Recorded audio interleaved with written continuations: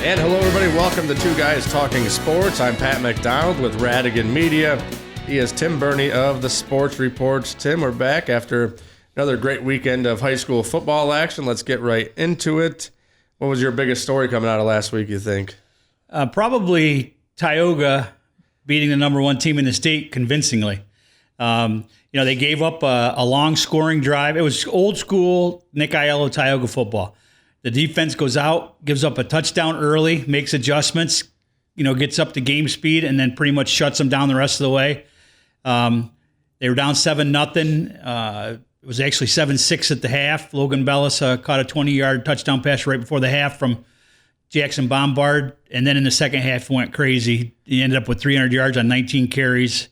They won 34-14. So it was 34-7. Delhi scored late. So that's probably the biggest story of the weekend for me. Them number two in the state rolling over number one. That was a 1-2 matchup there, so that's probably 1-2 the other way now going after that week. I wouldn't be shocked. Yeah, I think it's curious because when I saw that Tioga was ranked second, I was like, okay, that surprised me. Yeah, because this is kind of a hybrid rebuilding / reloading Tioga team, right? So. Yeah, and usually the sports writers up there in Section 3 don't give, for whatever reason, won't give Section 4 a lot of credit, considering, especially in Class D, where they always just thump on Section 3. But I was going to say, Tioga has that legacy. Maybe it helps them a little bit of put them up there on the top of the standings. Another big one in New York State last week, Horseheads, a 14-12 winner over Maine-Endwell on the road, taking down the Spartans, who are now winless to start the year, right? So and who would have thought that? And Horseheads did it without their big gun at running back. Bryce Thomas didn't play, and the Burchard? Yeah, he's out for the season, I guess. Oh, bug. So he's one of their better defenders and two-way players. So they beat Maine-Endwell a little shorthanded. So it makes me wonder. Well, we'll see this week. Maine-Endwell gets Owego now. And at home, Owego's going to take the trip up there to Maine-Endwell, and we're going to hear from Patton Taylor, the Owego football coach, here in just a little bit. I'm looking forward to going up there, calling it on WEBO radio. But it'd be interesting to see if Owego can get the win. And Maine-Endwell, when's the last time they've been? What would that make them? 0-3? Yeah, I'd have to look that up. I mean, they haven't lost 3 games in a regular season in recent memory. That's for sure. But I'll tell you what, Owego. We talked about it when the season started. That's a team that if you had pressed me, I would have pegged Owego at maybe 4 wins in a good year. But and they're coming out. They come out of the gate 2-1, and their one loss is 7-6 to Forks, albeit without their starting quarterback. But regardless, that's still a good loss for them. And that win over Vestal last week, I think you're going to see Vestal's a pretty good team before the season's over with. I mean, Owego lost 19 kids, I think, to graduation, and most of them were starters or played a lot. And two-way starters. Yeah, pretty impressive what Coach Taylor's done to just kind of reload for this year. I think, it's pretty crazy. I 4 wins might have been high for me, too. I mean, that's just what they're doing up there is pretty impressive, We were both at Memorial Stadium in Waverly Friday night. 30-18, the win for Waverly over Norwich. But I got to tell you, I came out impressed with Norwich and their freshman quarterback. Well, he was good. He's going to be good.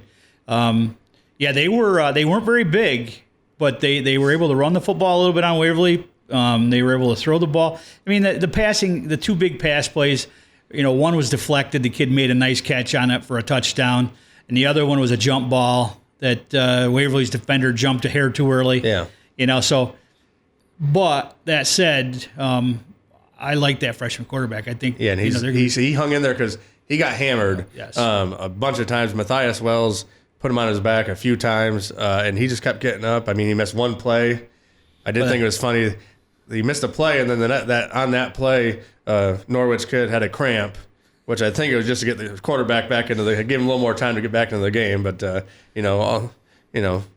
you ain't cheating, you ain't trying, I guess, to That's right. give your team a chance. But 30-18, Waverly holds on for the win. Might help them, a little bit just to be in a dogfight like that going forward. Oh, that's what Jason Miller said, last year when he found out he was going to be. Jason's never one to shy away from a challenge. And I think, last year, I think it hurt them a little bit. Their division was so weak last year. So they played a really tough non-league schedule, and then they played their league games at the end of the year.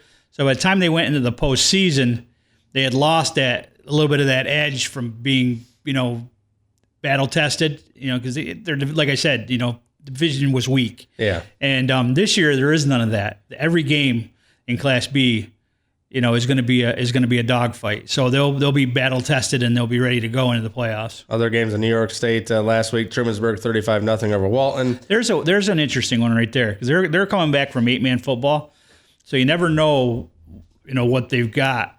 So Walton's pretty highly respected program, obviously. For Trumansburg to throw up a 35-0 win on them kind of opens a few eyes, including mine. I'm assuming with their 8-man team, they've got some athletes, some skill players. It's going to come down to lining up against Tioga up front and Adele High, and see what they've got between the tackles in. I think they wouldn't be going from 8-man back to 11-man unless they thought they had something going there, right? I mean, yeah, well, they've got numbers for sure. Yeah. But we'll see. 8-man football is a little bit like 7-on-7. The line plays a lot less of a part, and once you get back to 11, you better be good up front. Johnson City 44-6 over Binghamton. Was it Afton Harpersville? 44-20 over Groton. Elmira 49-15 winner over Ithaca. UE a 21-18 winner over Corning to send the Hawks to another loss there. Yeah, that's an interesting. I knew UE was going to be pretty solid. Corning's 0-3. That's been a while since they've been 0-3 as well. So we'll see. That again though, like Maine-Endwell, they're 0-2, but they're both non-divisional games. Yeah. So this week's a division game between Owego and Maine-Endwell. So just like Corning, they haven't played a division game yet, so it really doesn't matter. 8-man football, Edison a 57 winner over Lansing. Dryden 51-0 over the newly revived Notre Dame team in 8-man football. Let's go to the NTL. Not much interesting, I don't think, out of the NTL this past week. Athens 54-13 over North Penn Mansfield. On the road over there, Troy 44-13 over Towanda. South Williamsport a 55-0 win over Wyalusing. Maybe that's but I think we talked earlier.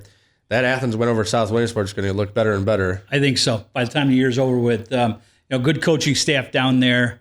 Been a pretty stout program the last few years. I think they're young, but they'll get better as the year goes on. Montgomery 56-0 over Canton. Wellsboro 37-15 over Cow Valley. And then finally, Muncie 42-0 over Sayre.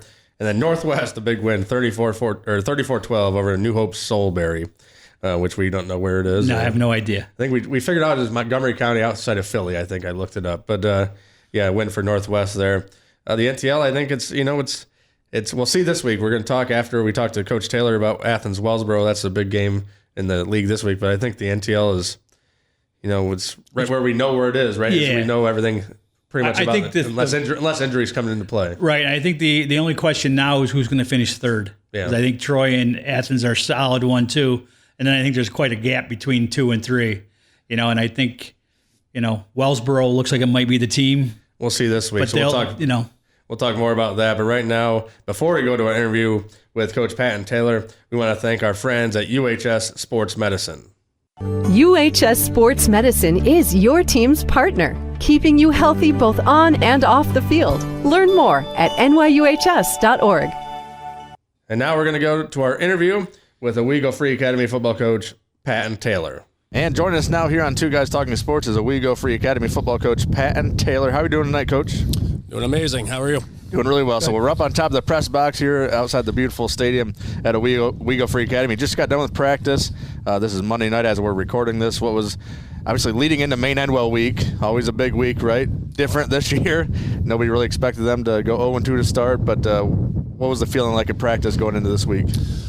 Obviously we're pretty amped up about our win last Friday against Vestal. That was a game where there were several moments throughout that game where we could have folded, and our defense just kept competing, giving our offense a chance. A lot of things that we need to clean up heading into Maine-Endwell. Maine-Endwell is a very fundamentally sound and disciplined team. So if we continue to make the mistakes that we've been making, it could be costly. But our fellows know what the assignment is this week. The message is, you can't just look at them as 0-2. I think that's a very dangerous thing to say, especially the high school boys. Oh, they're just 0-2. they start off with Forks, which we did as well. Forks is a solid program. Horseheads is a solid program. So that's a tough first 2 games for ME. So the message was like, don't sleep on them. Don't go into this thing overconfident, because they're going to be ready. They're going to be prepared. I was going to say, they're going to be hungry, I'm sure, going 0-2 to start the year. As a coach, I have to laugh when you say about being overconfident going into Maine-Endwell, because I'll be honest with you, coming into this season, you lost 19 seniors. You had a lot of doubters. Now I'll be the first one to say I was probably at the top of that list with all the talent you lost last year. You have to feel pretty good about things being 2-1. Considering you played Forks and you had Vestal, that's a good win for you. Your thoughts just on how this season has started out. That's I think it's just natural assumptions when you do lose 20 kids, and there were so many skill guys and big time players on that class last year. I think one of the beautiful things about last year's seasons was we were able to develop depth in a lot of games. So I think a lot of the success that we're seeing on the field right now was because those guys were able to get meaningful reps last year. So yeah, we did graduate a lot. That's felt in some areas, but these boys they've run the bell and they've risen to the occasion, and they're ready. Talk about your weight room program, because I was talking to a coach on a team that you're going to play in a few weeks, and he was very impressed with your strength up front and just the way you guys keep pumping out these kids that go in the weight room a lot, right? So how big is that for you? That's kind of when we get into our off-season stuff. That's as soon as we get back from Christmas, we start team lifts. It's tough because there's so many 2- and 3-sport athletes here. But the kids that aren't playing in the sport, they're in there almost every day, 3-4 days a week, and they know what that means, developing that strength and explosiveness and the speed, what that means come fall time. That's got to be you're the strength and conditioning guy here too, so that's got to be a big advantage for you, because these kids know if I don't show, he's going to know it. Right. That's he didn't show up for lift. The head coach knows now. So it is. There are some situations there where, how'd you know I wasn't at lift? I was like, well, I'm also the strength coach. Yeah. So, but the past 3 years, the fellows have bought into the off-season training. I think if you look at how we've played the last 3 years and just progressed as a team, I think strength and explosiveness is one of those areas where we've improved. Dylan Brace, I've watched him wrestle. I watched him play a little bit last year. He looks like as a junior now, he looks like he's developing into a special athlete. Yeah, Dylan Brace he's freakishly athletic. He's incredibly strong. And, again, he's one of those kids, if he's not involved in the sport, he's in the weight room as often as he can. During we had a little lift-a-thon fundraiser to kind of mark the end of our summer workouts. On trap bar deadlift, he 3-rep like 525 or something like that. He has like a 32-inch vert. So, very explosive kid. But at his core, he's just a competitor. And it looks like, Garrett Phelps has really stepped up and taken hold of the quarterback position for you. Yeah, Phelpsy he's really taken the reins. 2 years ago, he kind of went through a growth spurt. He's probably shot up well over a foot in the last year and a half. Really turned into a man in the last year. His arm strength, his speed, his physicality. It's a shame that we only get him for 1 year. But he's been doing fantastic for us so far. You were talking about Maine-Endwell schedule. I'm looking at your schedule. There's not many breaks in it, right? Obviously, I was at Waverly this past Friday and watched Norwich, that quarterback, the freshman. He's the real deal. He's going to be good for a few years now. Talk about just how difficult this Class B kind of loop is. Yeah, especially with Waverly coming up to Class B. There's no off weeks. Norwich is always a solid program. You got a new coach over there at JC. A lot of excitement around that program. That's a key for us will be staying healthy. If we can stay healthy, I think we'll be very competitive in the playoff scene. And then, how's your depth? We're sitting at about 28 guys right now. So last year, I think we were probably like around 37, 38.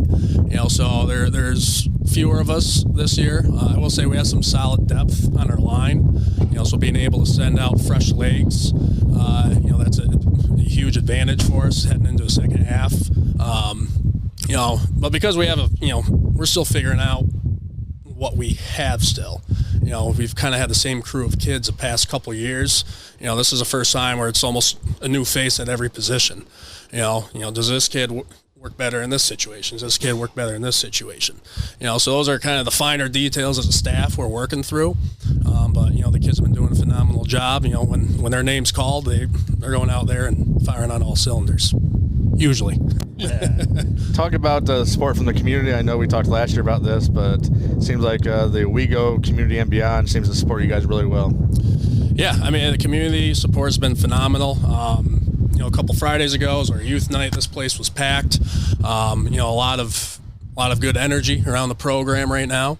When you're winning, that typically tends to happen. So keeping that going will be important. The general outlook on the program right now, I'd say, is very supportive from the community. Speaking of youth, what's the numbers like there? And obviously that's the feeder system, right? So do you get involved with that at all? And what are the numbers like? Yeah, we try to streamline everything and get systems set up down at our youth levels. Number-wise, we are a little lower this year. It seems to be kind of a trend across Section 4. A lot of kids are golfing. But talking with other coaches, Aiello and Hogan and some other coaches around Section 4, seems like numbers across the board are down. But we're competitive, and that's important. I'm gonna go off on a little side tangent here because you just brought up a sore subject for me. Sorry. Golf. No, stack golf is in the fall, and the state championships are in the spring. Just totally asinine to me that they do that because everybody else is in the spring. You know what I mean? So I'm done. I throw that out there. But you know what I mean? It is what it is. It takes numbers away from other things. And I guess they would in the spring too, but I'm just not sure why they do that.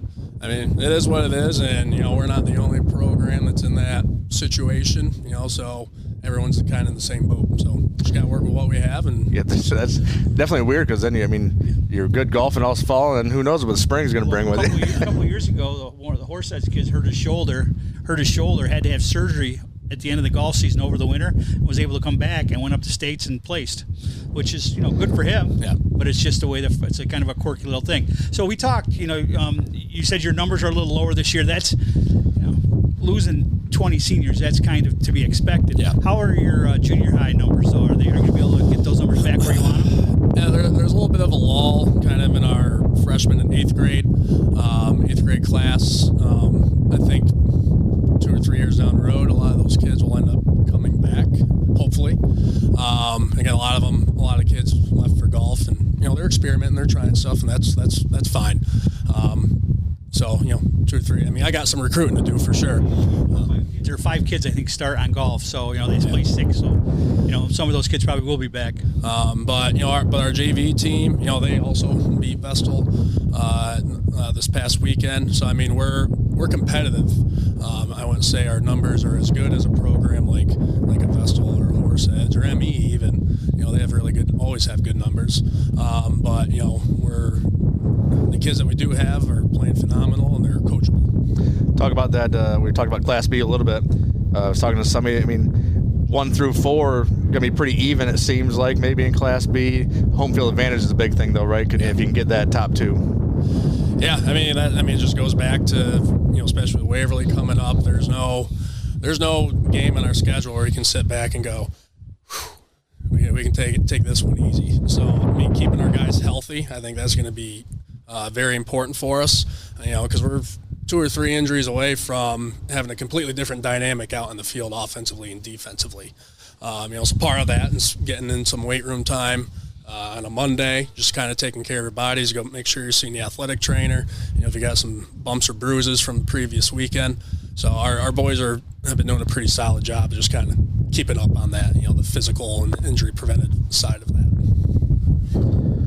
I'm looking forward to, you got a schedule this week, Maine-Endwell, obviously, then at Norwich, a tough one there, Windsor, then Waverly here at home, a Saturday game. That's going to be packed here, I'm sure. Then Johnson City, and then Horseheads at home, but that's a tough squad there. Yeah. Like I said, that's every week is you got to bring your A game. And they beat Maine-Endwell without their stud running back, too, the Bryce Thomas. Oh, he didn't play? Oh, yeah. Wow. So a question for you. Excited to have Waverly back in the division on the schedule? I think that's good for Tioga County, having having that kind of natural rivalry. It's 15, 20-minute drive. I think that's a game that should be played every season. School's roughly the same size, and that should be a game that's played every season, and I think that's just good for Section 4 football, and especially in Tioga County. Well, in the last 10 years, there's been some classic Waverly Owego games too. Yes, there has been. Yeah, was it 2 years ago here in the rain there when all the downpour? You guys gave Waverly all the run for their money there, and they were really good that year. We had some self-inflicted wounds that kind of put us in a hole and we just weren't able to recover from. But that was my first year, and I was very happy with how we played. We matched their intensity. That was. And they went on to win a state title that year. That was a team with Watson, Tommaso, it was Keith Lee. Yeah. That was a loaded squad. Yeah, and you guys kept it hung right with them till the end. So it was an impressive start to your tenure here, and obviously been impressive all the way through.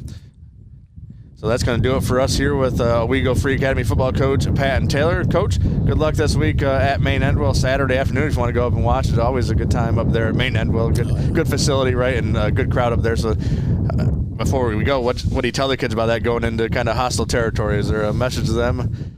We have to match their intensity. They're about as fundamentally sound of a program that you'll find, and they're disciplined. So we have to win those three phases. All right, that is Coach Patton Taylor from the Owego Free Academy Riverhawks. They're heading to Maine-Endwell this week in a big Section 4 Class B battle. Thanks for joining us here on Two Guys Talking Sports. Thanks for having me. And thanks to Owego coach Patton Taylor for stopping by and joining us here on Two Guys Talking Sports, although I guess we went to him actually at Owego Free Academy up high atop the press box. If you heard the wind in the interview, that's why. But thanks to Coach Taylor, good luck to him as he takes on Maine-Endwell. Let's talk about that game first. You know a little bit more about Owego than I do at this point. I haven't seen him yet. Haven't read too much up about him. But, how did they replace all those guys? Where did they pick up the slack, I guess? Who's their lead guys you're watching? Well, the Dylan Brace, junior running back, is a stud. Coach Taylor talked about how athletic he is, and he's not overly big, but he can run, and he packs a wallop when he squares up on you. And Garrett Phelps has stepped in at quarterback this year and done a real nice job for him. Had 190 yards, I think, and 2 or 3 touchdowns against Vestal. A couple of long ones to put the game away in the fourth quarter or second half. What I think really, where they're making their bones right now is in the weight room. And I think, Coach Taylor, being the strength and conditioning guy, is really... That's got to help. Yes. And they've been dominant up front. And we'll see. Shango Forks put a hurting on me with the ground game. And, he's just... Coach Gallagher is so good, and that program is really proud. I think Owego is going to run into a beehive up there. That doesn't mean they're going to lose. They're just going to have to withstand, I think, an early onslaught, and then we'll see what happens. We talked about Owego losing a ton. Maine-Endwell lost a ton. The Branch kid who must be playing somewhere at the college level. If he's not, it's crazy because he was amazing last year. So they lost a ton. We'll see. You have a prediction? Who are you picking? Boy, it's crazy, but I got to go with Owego. I picked against them all year, and now I got to go with them. Yeah, until Maine-Endwell proves, I think, to anybody that they have a squad this year, I think you got to go with the Riverhawks. That'd be a huge win for them, obviously. Big confidence boost to beat Maine-Endwell for the first time, I'm assuming. And set up a real big game when they play Waverly. Absolutely. That's going to be a fun one down the road on a Saturday afternoon. Also, speaking of Waverly, at Johnson City, JC, a win over Binghamton last week, but that's, take that with a grain of salt, I guess. Here's the 2 football games that I don't want to have to cover this year. I get a reprieve this weekend with Sarah Northwest because I have Parents Weekend at St. Bonaventure. The other one would be Binghamton and Ithaca.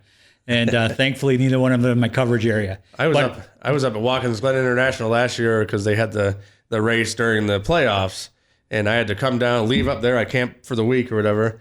And I had to leave up there myself, and now athletic director at Athens, Cody White, was my broadcast partner. We came down to call Binghamton Waverly football, and it was maybe the ugliest game I've ever seen in my life.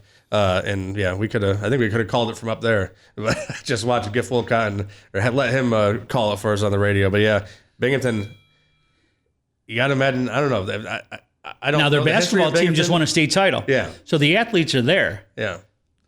I don't know what the deal is there with football. I mean, it's been a while. It's been a long time. But this Johnson City team is not one to sleep on. Very athletic, skill position players from what I've seen. But Waverly's so good up front, and that's where games are won and lost. So I think Waverly's got the advantage there just because they're so good up front. They didn't play their best game this past week, so I'm sure they're looking to fine tune some things, get their running game back going, which they didn't have much of last week. So the funny thing is, I thought the same thing, and you go back and you look at the stats, and they weren't as bad as you think because they had first quarter they ran the ball really well. After that, Norwich slowed them down a little bit. But you're right, they didn't run it the way you'd expect them to. Yeah, just talking to the coaches after, they had just little nuances there up front on the line, I think, not hitting the right hole and that kind of stuff hurt them last week. But they'll get that figured out. I would both pick Waverly there, I'm assuming. Horseheads Corning, always a big one. I called it last year on the radio. Horseheads at home last year, on the road this year at Corning. Last year was a big win for them, obviously, in front of a packed house there in Horseheads. And they're the defending section champs, looking to get a big win over a rival. Yeah, and I don't know if Bryce Thomas is playing this week either for Horseheads. They beat Maine-Endwell without him. Again, how far does a team like Corning 0-3 do they go 0-4? I mean, it's tough to pick against Corning sitting where they're sitting right now. So that said, if Bryce Thomas plays, I think he's the wild card, and I'd take Horseheads. Coach Hillman's got that program humming right now. I would pick Horseheads, I think, even though I have so much respect for Coach Johnson too. So tough one up there, a fun one to watch up there. I'm sure our buddy Brian Fees will be at that one Friday night, I'm assuming. Newark Valley, Tioga, you're going to be there Friday night? Yeah. I think, Newark Valley with a nice win last week against Bainbridge Guilford. They were down big, came back and won 25-24. But Tioga's a little different breed than Bainbridge Guilford. I think Tioga starting to put things together up front. Delhi's pretty good football team, and Tioga thumped them pretty good. They were able to run the football with Logan Bellis. Really didn't get into the power game much at all. Bellis is only 140 pounds, but he can fly. They only threw the ball 4 or 5 times. I think they'll just keep doing what they're doing until somebody makes them do something different. So I only saw Tioga the first week against Windsor, that 9-7 loss. Bellis didn't run the ball at all, right? So he was coming back from his knee surgery, and they chose to play him. He only played a part-time on defense. He had just been cleared that week, like 3 or 4 days before the game. Well, that's big having him back as that kind of lightning with the thunder option of Platukas and some other guys there, right? So that's big. They didn't have that against Windsor, and I'm sure that's a big reason why they've kind of turned it up here in the last few weeks. So, I think we both picked Tioga there. Other 11-man game, Elmira at UE. Like you said, UE's pretty tough team, I would think. Yeah, they're pretty solid. Elmira, I'm not sure what they've got back this year. I know they lost some. I know they've got the Cologne kid who had a big week last week. So, he's dangerous. Could make a difference in the game, but I think I'd have to go with UE. Some 8-man Notre Dame at Unitigo. Not knowing anything about Unitigo, but with Notre Dame just coming back. Notre Dame struggled a little bit against Dryden. It'd probably be a tough one. Edison at Newfield. Newfield's been a pretty good program, since they got into the 8-man. But Edison looks like they've got the Golden kid's pretty good ball player. They seem to be finding their comfort zone in Edison with the 8-man program. So I'd probably take Edison. Let's go to the NTL. The one game we talked about earlier, Athens-Wellsboro on the road at Wellsboro is always tough. Wellsboro, a couple losses. Muncie, a 3-point game, and then the first week they got blown out by Montoursville, but they're firmly in that third spot, I would think. Muncie, I guess, is right there too. But in the large school, it'd be Wellsboro, right? So I think so, yeah. That's what we were talking about earlier, that Troy and Athens are pretty firmly locked into the 1-2 spots, and unless Wellsboro pulls the upset this week, which I honestly don't see happening, unless, Athens isn't, if they're heard there's a couple injuries that they're dealing with right now, so we'll see what the lineup looks like. But I think it's their game if they're healthy and they go in. I'll be going over there to call that Athens-Wellsboro game on Choice 102 Friday night. Rapid fire here. CV at South. Yeah, I got to go with South. Montgomery at Muncie. I'm going to take Montgomery on the road. They look like they're a pretty solid football team, although Muncie's tough to bet against them, especially at home. But I'll take the quasi upset. I'll go with Muncie there. North Bend Mansfield at Warrior Run. Warrior Run's a pretty good, solid team. Towanda at Canton, two young teams. Towanda, very injured team, I know still, third string quarterback, I think. And I got to admit, I was a year. little surprised to see Montgomery beat Canton 56-0. Yeah. So now I'm wondering where that program is at right now. And I think it's going to be a rough couple of years here, but I know they have some reinforcements coming when the junior high team this year gets up there. But yeah, I'll still go with Canton this week. But I'm going to take Towanda. Wyalusing at Troy. Troy. And then Sarah at Northwest. I mean, Sarah looking to get back on the board as far as in terms of scoreboard for the first time since week 1. Hopefully they can make it a competitive game down there. Obviously banged up, lower numbers than they started with. Yeah, I haven't heard much from anybody associated with Sarah football this year, so don't know where they're at right now. I just read your story about their game this past week here. They got some athletes on that team, but Northwest got a win last week on the road in Chickashinny. It's a Saturday night homecoming game for Northwest too. So I just drove through Chickashinny this past weekend. Nice little town. I always call it beautiful Chickashinny when I'm on the radio. But I've been there I think once or went through there. And anyway, I picked Northwest. Would love to pick Sarah, but I'd have to too. Me, same here. I'd love to be able to say Sarah's going to win this game, but till I see them do it, I got to go with Northwest. So before we wrap up here, let's thank our sponsor, UHS Sports Medicine. UHS Sports Medicine is your team's partner, keeping you healthy both on and off the field. Learn more at nyuhs.org. That's going to do it for this week on Two Guys Talking Sports. Actually, not this week, this episode. We got another episode coming out. It's going to feature an interview with Sayre volleyball coach Colby Sangre, who's got the Lady Redskins on a roll as they start the 2025 season after a long losing streak. And they've won a bunch of games so far. So had a great conversation with Colby, and you'll hear that next time on Two Guys Talking Sports.